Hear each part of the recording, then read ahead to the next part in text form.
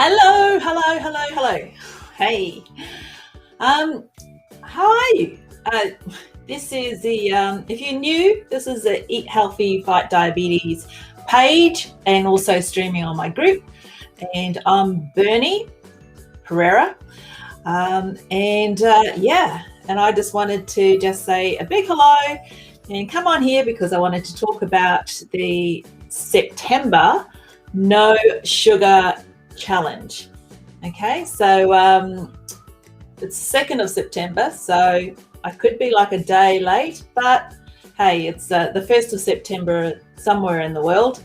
And I think it's whether you're going to start on the 1st of the month or later in the month, the main thing is that you actually start. And this is, and I'll get into a few more details about what this challenge is all about. So just join me in a few seconds, just after this little thing.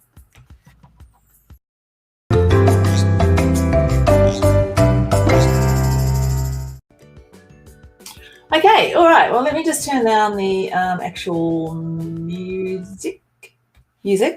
All right, so I love challenges. Challenges are actually, they're good in terms of I do business challenges. I do sort of healthy habits challenge, which was one I did last month in August.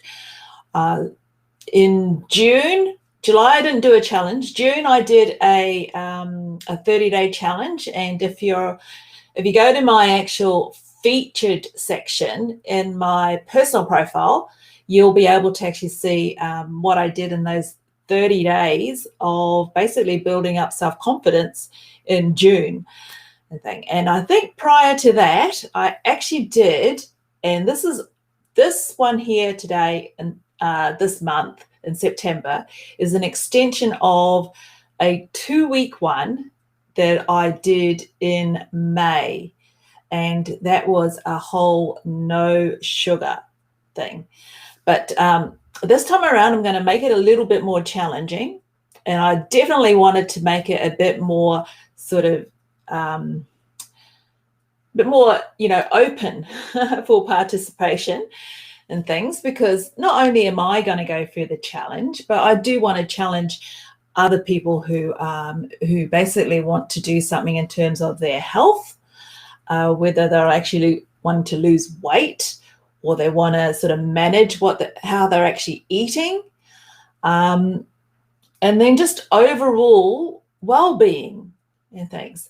Now, the underlying thing of all of this is that these are measurements that we can actually do, but my main passion here is for those who are vulnerable or at risk, who either have it or about to sort of on their road to actually having it maybe, is pre-diabetes, type 2 diabetes.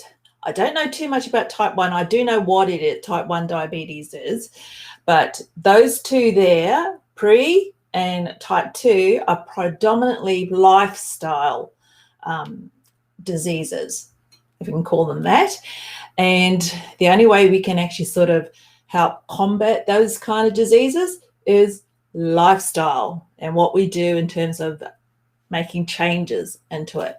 Now, making long-term changes is always going to be difficult, but if we can just either get ourselves into a position where we can actually just start, whether it is with a challenge like this, or just somehow something's come up in your life, maybe, and you unfortunately you came across the situation where you don't have a choice. Maybe something happened to you or to someone that you love or health-wise, it's actually affected them, and now they actually want to make some changes. So I'm just saying it's not too late to actually make these changes. I'm not by all means basically saying that this is a miracle cure and everything else. All I'm doing is going to share a little bit about the fact that I was pre-diabetic for 6 to 8 years, I think. one day I'll actually get that confirmed, but I'm pretty sure it was actually probably 8 years. And due to just some changes that I made in my lifestyle, which focused around 5 things, one of them being the dominant one, and that was nutrition. And then the other ones, of course, were exercise, getting my sleep habits right. Everything starts with the mindset, first of all, because you gotta want to actually sort of change. And then the 5th one, which is actually a really powerful one, is fasting. And that's a whole sort of intermittent fasting.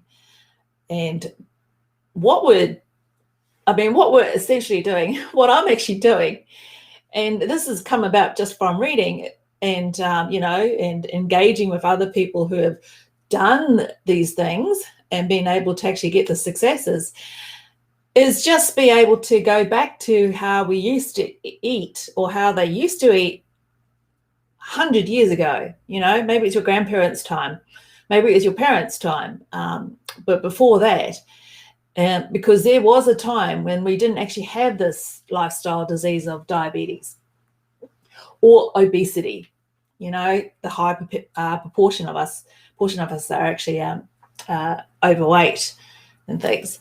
So there was a time when that wasn't actually there. And somehow things have actually changed. And I know, and you can actually look these up, that there were certain key sort of indicators that actually led about to make it, that these changes came about in the way that we were actually eating. And they were all coming out from, the big groups, the big food groups, the big pharmaceutical groups, and all those kind of things. But I'm not going to get into that, because I want to talk about the September challenge and things. Now, if you haven't seen it yet, but I have actually posted 2 videos on my Facebook story, where because today is actually day 1 for me, and doing what I'm going to actually do 30 days. So I'm actually going to go over the month of September. But I was basically just showing the exercises. So I'm going to share my screen and go through basically what the September No Sugar Challenge is all about. So the first one here, and I'm going to put it up, and use my whiteboard. Exercise.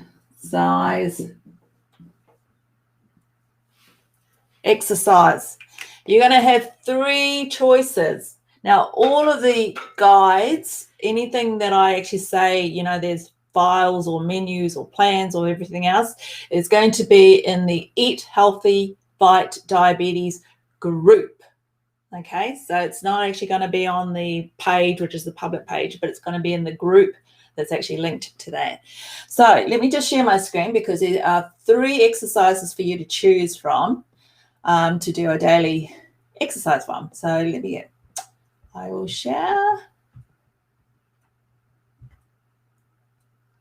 Okay, all right, so these are all from, hey, I'm Googling these things, right? So I'm not just coming up and I'm doing all these designs and everything else. But this one, I think, was from the Osteo group. So if you are just a beginner, or you're just starting out, or you just wanted to be able to actually just at least do something, but to know that you want to be consistent and not feel sort of fearful maybe that you might not be able to keep up with the challenges, then by all means, you can do this 30-day stretch challenge. Okay, so ignore the days up above, but it basically says hold the stretch for 1 minute each side. So the first one is basically that one, which I've got my little video on Facebook story about. 1 minute each side, 1 minute each side.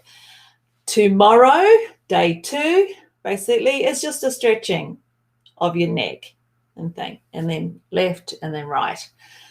And so you can just follow along, but they're nice, easy ones for you to get started. Now, On the left, you'll probably see there that I've said do at least 30 minutes. If 30 minutes is too much for you, then don't. Just do like 5, 10, something, 15. And I'm not even talking about going for a run or even outside. You can just, if you're just in the kitchen or you're watching TV, then just walk on the spot. Okay, just walk on the spot. You're moving, you're doing something. So it's either you're walking, if you do go outside, if you go for a walk, then you combine the, the outdoors, all the great benefits of being outdoors and everything else. Then you can just go for a walk. But, do your 5, your 10, your 15, your 20, your 30-minute movement, first of all, and then you can come home and do those, whatever that daily stretch challenge is for you. Okay, so that's exercise 1. The second one, I'll just move my down there, is exercise 2. Now, this one I showed an example of what I was actually doing. Now, I'm not sure whether you can actually read it, but the first day, or day 1, was essentially doing 5 push-ups, 10 sit-ups, 10 squats, and 20 seconds plank. Okay, so again, because these ones actually require probably a little bit more time, and I'm conscious of the fact that if you actually choose this one and also exercise 3, which I'll show you, they build up. They'll start to build up the number of times that you actually do those ones. Now, that's why I said, can you do at least 15 minutes, 5, 10, 15 of some kind of movement to warm up first of all, and things, and then you can just do this challenge. Now, I encourage you, if you want to actually do this and you really want to sort of put your hand up and you say, I'm committed, to basically just put a video up. Hey, it doesn't have to be anything flashy, but post a video of you up actually doing the exercises.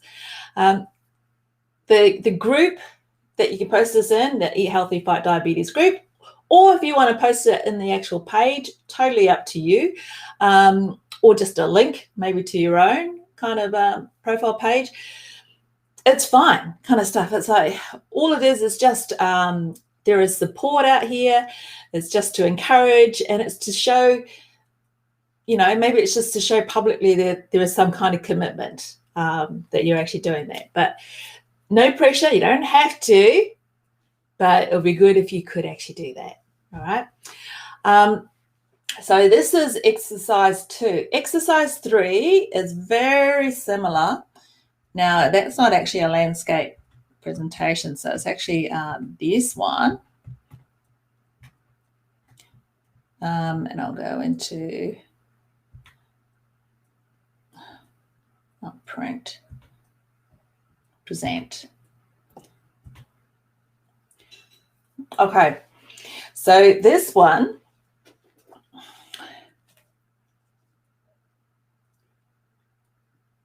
so I'm just making sure. Okay, sorry. All right, so this one, exercise 3, is very similar to exercise 2, but it basically has 20 sit-ups, 12 squats, 30 seconds of the plank, and then 10 push-ups. Now, your push-ups don't have to be like, you're straight. It's where you are at physically and what you can actually do at that stage. So they can be on the knees or, even against the wall. By all means, just it's just to get you in to actually sort of like doing that. So so that is the exercise component. All right. The second one is to do with my favorite,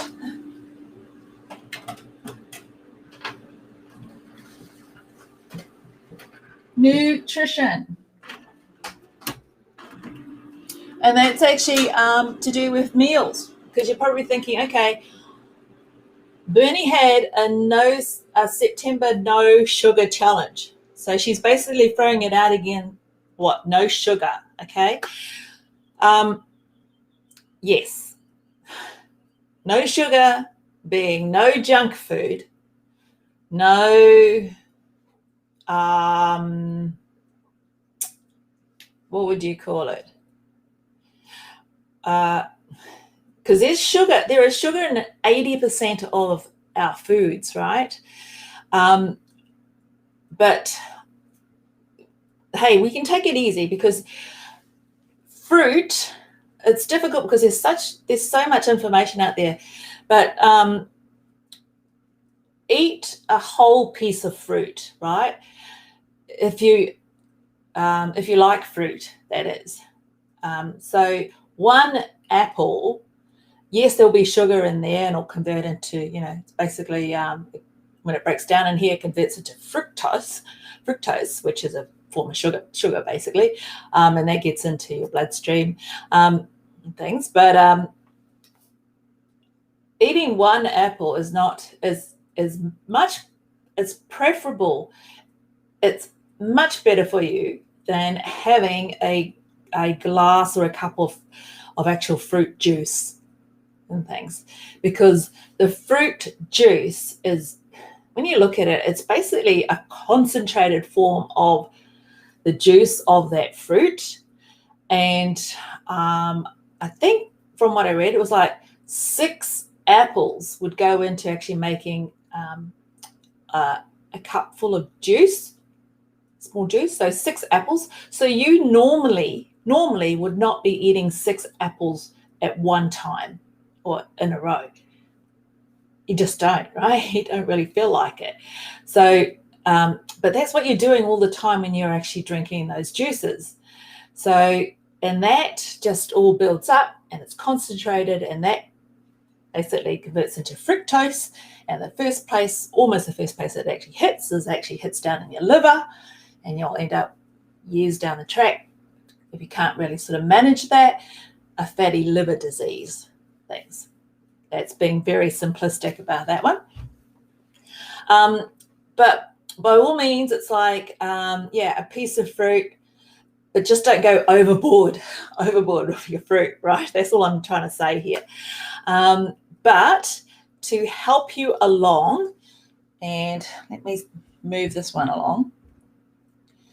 There are, and once again, I've just basically got this from, some of the, groups that I actually belong to just help you along in terms of like, oh, well, what can I eat, right? There is a green list, an orange list, and a red list. And on this green list, yes, green leafy vegetables, salads, yay.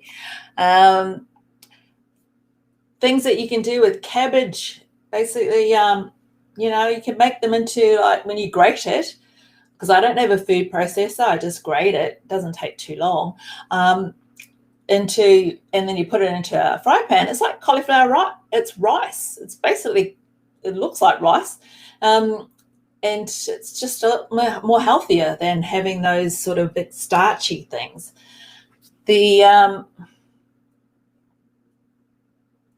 I'm just trying to read what else is on here. All kinds of meat. I eat meat. Red meat, white meat, fish. Fantastic. Cooking them in butter. I cook them in butter, and I don't actually watch the salt, how much salt I actually put on it. Of course, if it gets too salty, yeah, of course you don't actually do that. But no, I actually eat steaks with the fat on them, because I've learnt to actually sort of adapt to actually eat that way, and cook with like olive oil or butter and things. There are other sort of things you could actually use, like coconut oil, I think, and almond, but I just stick to basically butter or olive oil in terms of cooking, and I just have a lot of seasonings and things. So yeah, and then I just have it with vegetables. I don't have any of these starches and things. But I've learnt to basically sort of eat that way. So there's a green list. I'll show you the orange list. Orange list, which basically says just daily 2 of any of the below portions, but just don't go overboard. So in here is basically your raw nuts. In terms of what you drink, well, I drink this, basically water with some lemon slices. And how much I drink, well, I used to drink actually a whole lot of that, which is basically a 3-litre one. But I average now, I think, only just probably about 2 litres and things. You don't have to actually drink that much water, but I just find that my body actually gets used to it. So I prefer drinking that. In terms of hot drinks, my 2 preferences are green tea and hi. Sorry, I'm just talking. Green tea. Hang on. Oh, where's my little mouse? Green tea and Marlo. I'll come back to you really soon. Green tea and peppermint tea. That's what I actually love to actually drink in terms of a hot beverage. But you can, for all you coffee drinkers, you can drink coffee. You can drink black coffee with a bit of, real cream if you like it that way. But yeah, now you're probably thinking, oh my God, why is she talking about all this fat and all these things that, are not really talking about lean meats and less salt and all that kind of stuff? Well, I've just been reading into that. I personally am actually going through a whole nutritional course at the moment. I'm very close to actually finishing the being a nutritional advisor, certified on that one. But I will actually be starting up one to be a nationally recognised nutritionist soon in Australia. But that doesn't mean that I actually know everything. All I'm doing is that I read a lot and I actually take part in a lot of groups that are very knowledgeable, and they're made up of different, specialists and but mainly a lot of people who have actually just tried things. And when they tried it, it's worked. So they're not basically sort of saying, hey, just do this, and this and things. They've actually gone through that whole process. So that's what I encourage you guys to do. If you're going to look at kind of things, then you look at where how credible the sources are of the information that you're getting, in terms of, looking at things about high cholesterol and all that kind of stuff. The number one disease, I would say the trigger for everything is sugar. When your body can't actually manage to actually sort of, get rid of that or absolutely use it, then it's going to start storing that in some form in terms of fat. And then it starts inflaming everywhere because sugar gets into the blood cells and basically just blood is everywhere. All right. In terms of like the fat, and I think there are actual sources. If you just check it up, there are basically conflicting information as to like how serious cholesterol really is.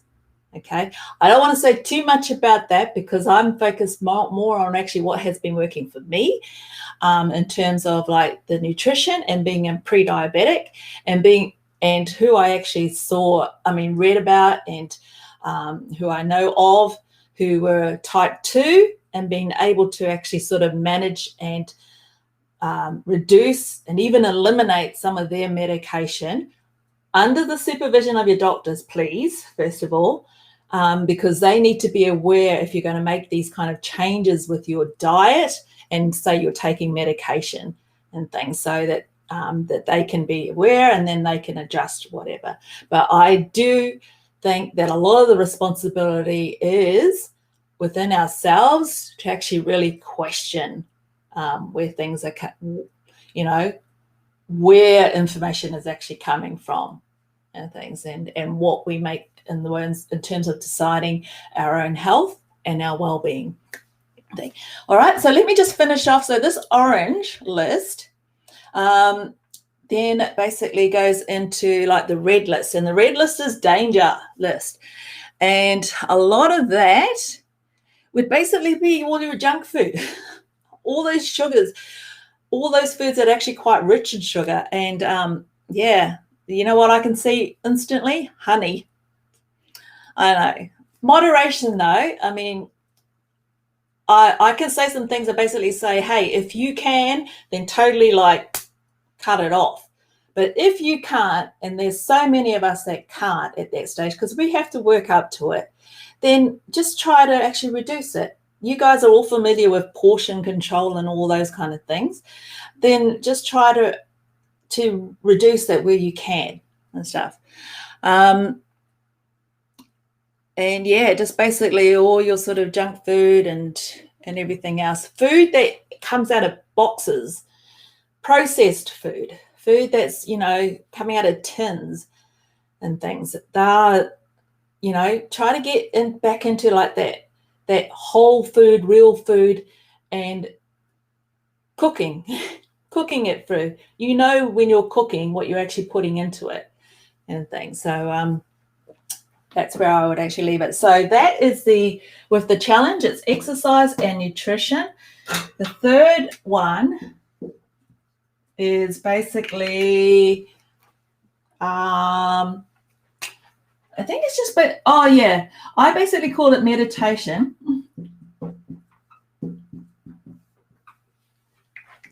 Hey, Kaz, I hope you just give me a few seconds. I know, because I think, hang on, let me move my mouse. Oh, I love it. Yep, I'm going to answer that really quick. I'll just cover this meditation bit. Meditation or prayer, because yes, some of us are actual spiritual beings and things like that, and prayer is an important part in our life. It is an important part in my life. And so either meditation, breathing, those simple things, just taking time out to basically just relax.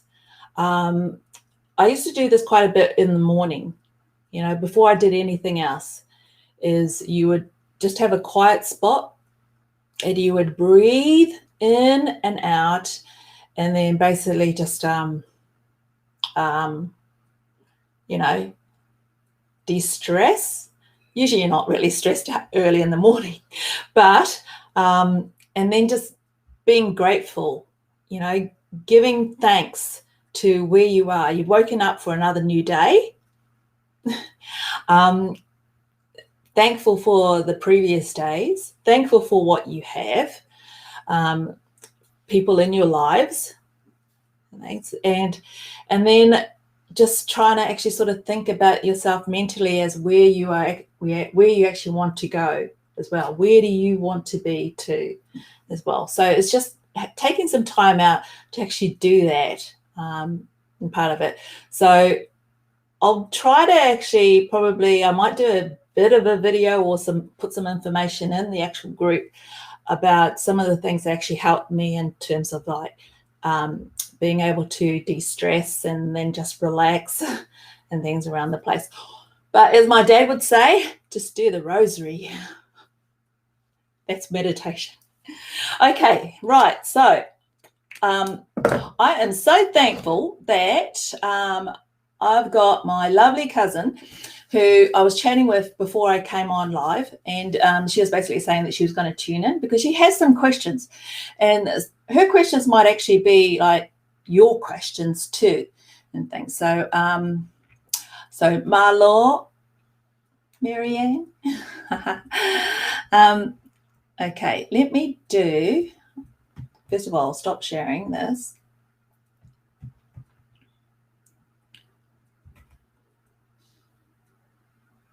Okay, so What is the best time to eat the meals? Oh, all right. Tulo te mamalu o tokalao ke whai ne whihili ki te ola malo haka mole mole. I guess that's the English bit that you've actually said in Tokalao. Hey, I'm learning. I'm done learning. All right. Yeah, the best time to actually eat. And I do this because, and it's terms of like fasting. And I mentioned it really early on where I actually said that there was 5 things that I've developed into a healthy habit. And let me actually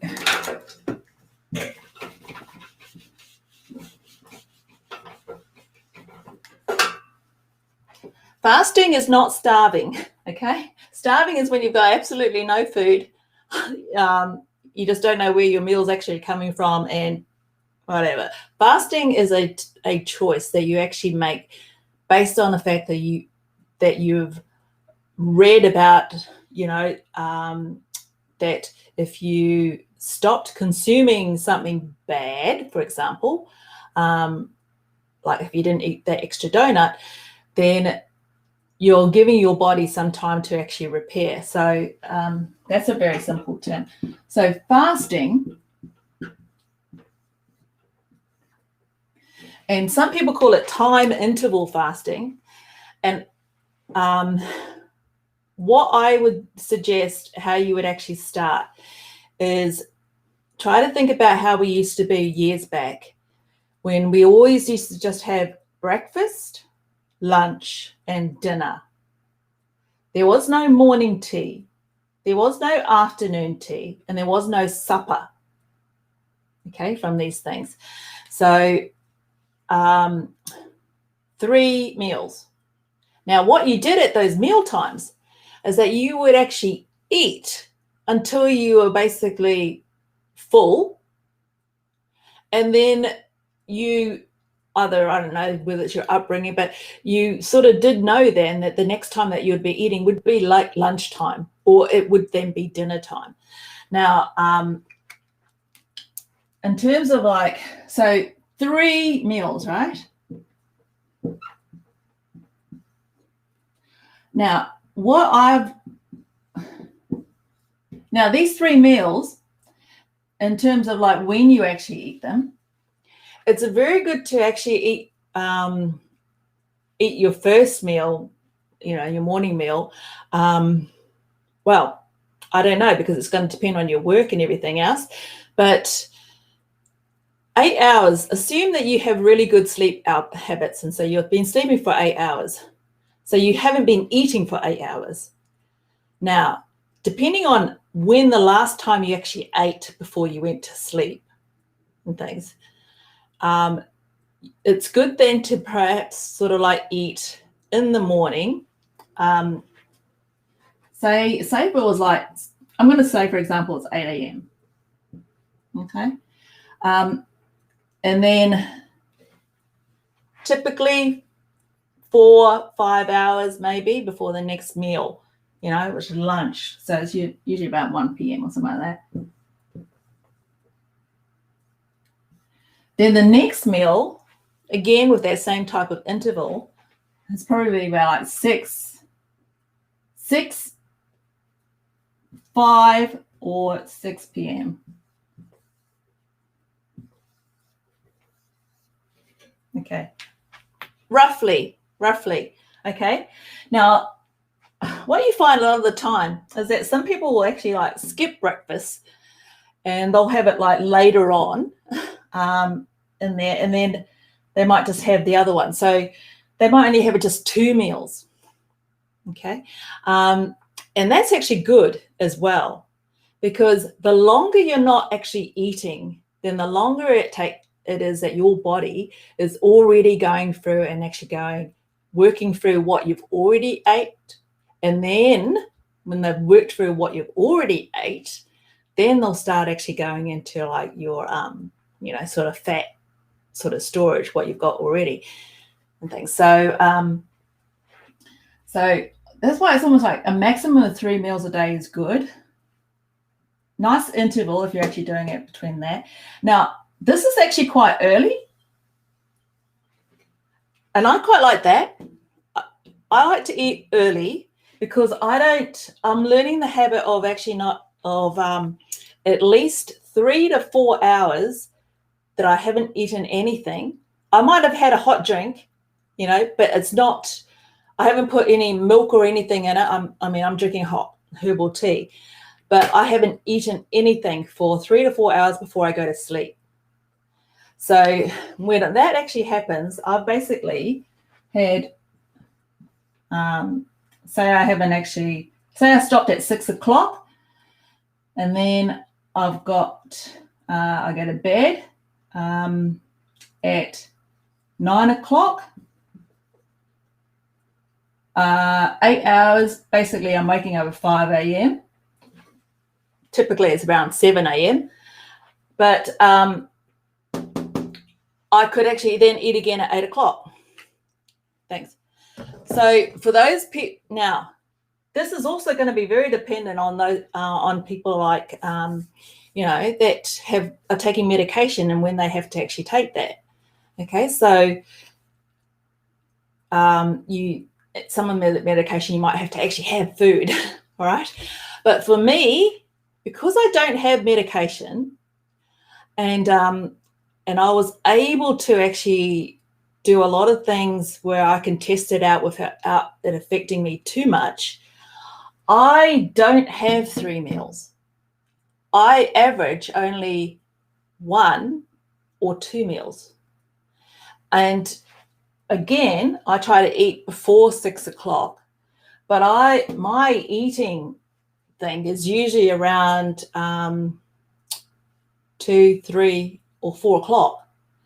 But when I'm actually eating then, I'm actually eating quite a big, big meal. It's not just a tiny little sandwich. It's actually a big meal and things. And but I've learnt to actually do that.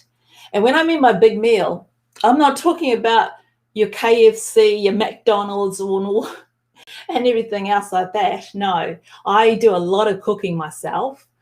And also, Mel cooks as well. So that's good. And Leo cooks too. But I'm the primary sort of grocery shopper and things. So I'm responsible for what actually comes into this house. So I have a good idea of what I need to actually bring into the house for what the meals are going to be and things. So my meals might actually be scrambled eggs or bacon, scrambled eggs and bacon, or could be like ham, eggs. I tend to have quite a few eggs, ham, eggs, tuna, avocados, a lot of those things from the green list that I was actually showing. And I just eat till when you're actually to when you're full. And then I find that that's actually enough. And no way do I feel tired, feel sleepy. And again, I'm very fortunate that that's actually happened. But a lot of that was actually because of the way that I changed my habits. Because before, and this is only like last year I started this whole health journey at the end of July last year. Okay, so for the whole 15 years before that, I would just eat whenever, and I was eating whatever, whenever, and I was tired. I would fall asleep during the day and thing. And I found that when I started to change that important part of my life, that your body starts to actually sort of think, okay, things are actually starting to change. I'm not constantly battling, trying to sort of get rid of this sugar that's been, taken in here and things. So in a way, it's actually given me a lot more energy. There's something that's actually happening to you in here, and it hits like your brain first, and your brain actually starts to sort of like, basically come alive, I think.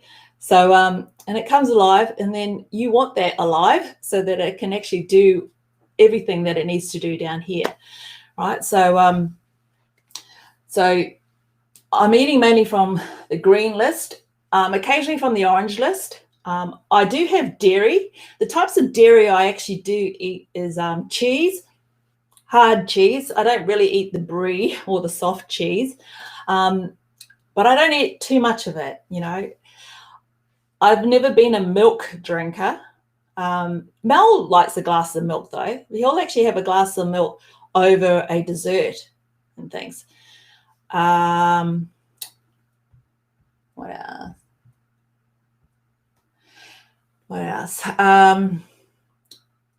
Nuts. Now, I can eat nuts. Nuts are actually on the orange list, but the nuts would tend to be like your pecans, natural almonds, or macadamia, the natural kind of macadamias.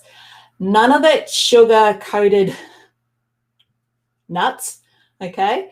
And yeah, no, I wouldn't really do the salted, even though I actually said salted, that I like salt. I don't do the salted type of peanuts.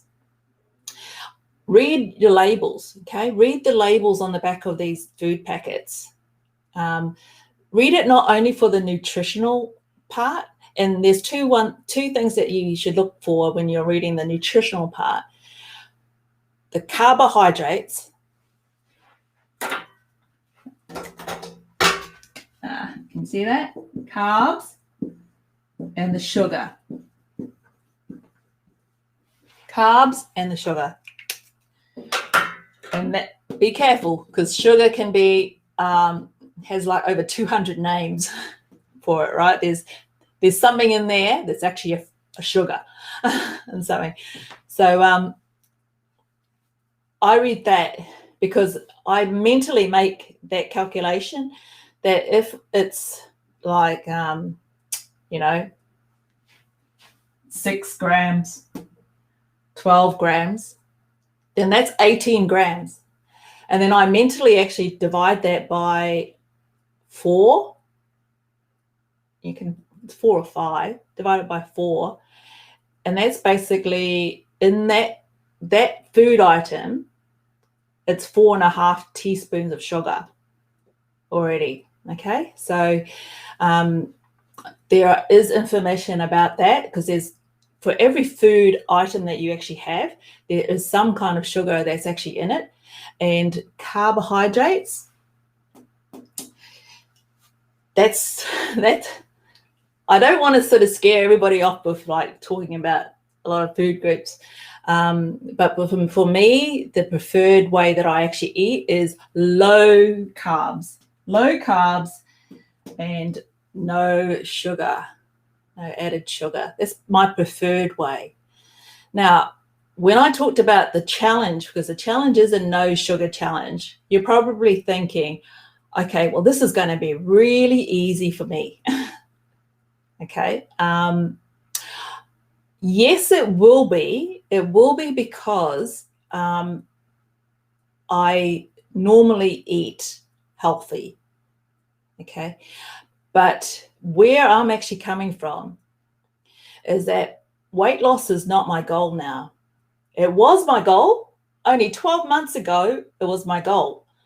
But you're looking at somebody who's basically 100 pounds lighter, 46 kilograms lighter than what she is. And I've been like that now for the past, I would say 4 months, 3 months. And I know for some people, maybe a lot of people, that it is actually quite difficult when you lose weight to actually maintain it. But the way I actually started to see it is that it started not being a diet anymore. It actually started being the fact that it's like, gosh, I feel good. Gosh, I'm awake. I have energy, and I've got and I can do things, and I can move around with not much pain, because I used to get those back pains and everything else when you're imbalanced, basically. So all those things actually start happening to you, and you start thinking, I actually quite like that. And you just end up actually liking the way that you eat, when you eat, what you eat. And you like it to the point that I'm now, going straight really deep into nutrition and the importance of that, because nutrition, all the other things are very important, right? All of this is very important. But for me, I'm actually quite passionate about actually learning more about the effects of food and the types of food on us. So for me, I live a basic, a low carb, no carb, no sugar. But the sugar part for me is that I basically substituted the sugar part with a sweetener so that I could actually put it into a keto. I don't know if you're familiar with keto, but it's sort of like low carb, keto kind of dessert. And in my head, I was mentally going, well, that is healthy. I can actually eat that. But my unhealthy relationship with that was that I was actually eating that every night, at dinner, every day. And I was always baking it, always, and things. And so I was like thinking, I never used to be this person who used to have dessert, because it was dessert, because it wasn't just that keto muffin. I only had one, but the keto muffin, and I'll share with you how it actually was. The keto muffin, I'll break it up. I would put dark chocolate, break off dark pieces of chocolate, put it on there, put a tablespoon of peanut butter, because peanut butter is actually not too bad, if in moderation, but you have to have the natural one. Basically, it's made out of peanuts and, no added sugar and all that kind of stuff. But I put that in there. Then I microwave it, so it's all sort of warm and heated up. Then I bring it out. I would throw strawberries, berries. I'm not really a big banana eater, because banana is actually, it's actually got about 3 teaspoons of sugar in it because of the carbs and things. But I had like a quarter of a banana and thing, and I would slice it all up, put it in there, and then I would cover it with whipped cream. Whipped cream won't have the sugar in it. It's just, whipping up a full cream. And if I had a Greek natural yogurt, I'll put that on top. Now, all of those things are basically, they're kind of healthy, right? They are kind of healthy. And they're in a bowl, right? And then I eat that. And I was eating that every day, every day. I wasn't gaining weight. So weight was not my problem. My problem was the fact that I still had this relationship with a sweetener in it.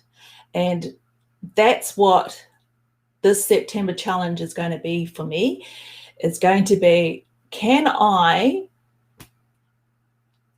be honest and say that I'm not addicted to this, that I can actually give this up? And that's why I've actually said before that sugar is very similar to any other drug out there, I think. Alcohol and smoking, the drugs.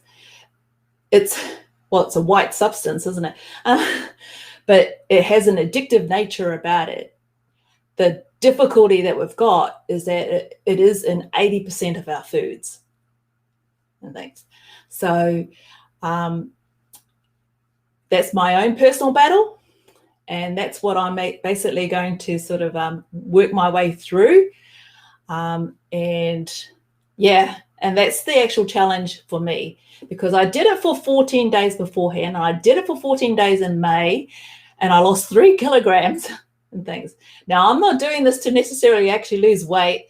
Got a strange feeling I probably will, unless I actually substitute that with other types of food. And I'm not talking sweeteners or other kinds of keto desserts. No, none of that. Just other kinds of food.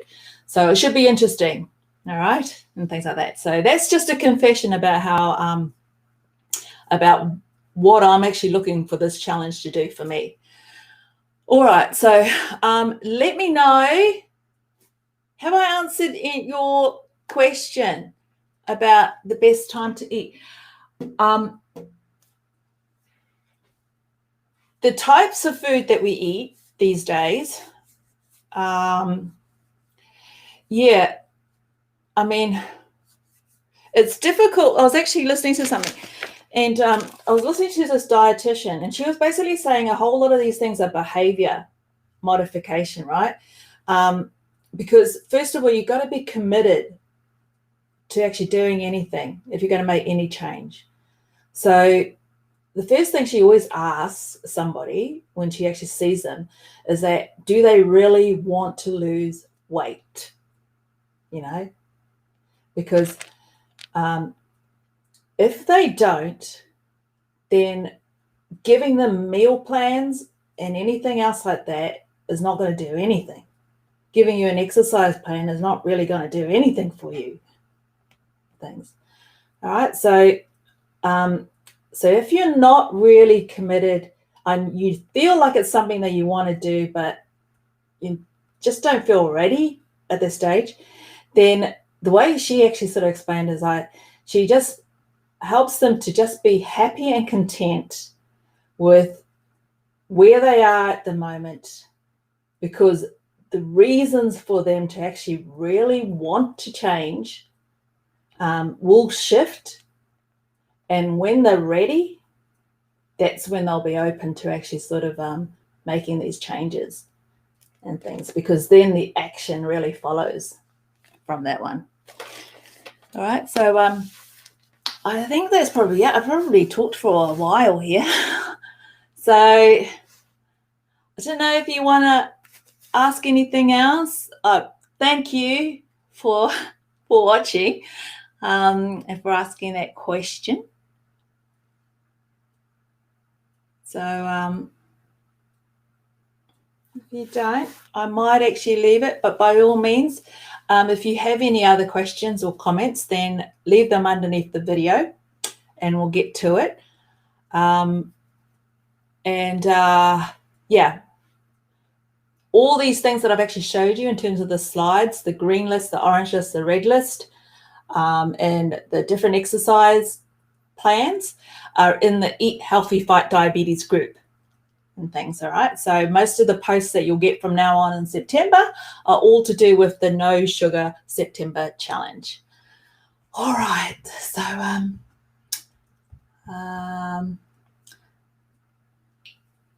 I will leave you to it, and yeah, all right, until next time, bye.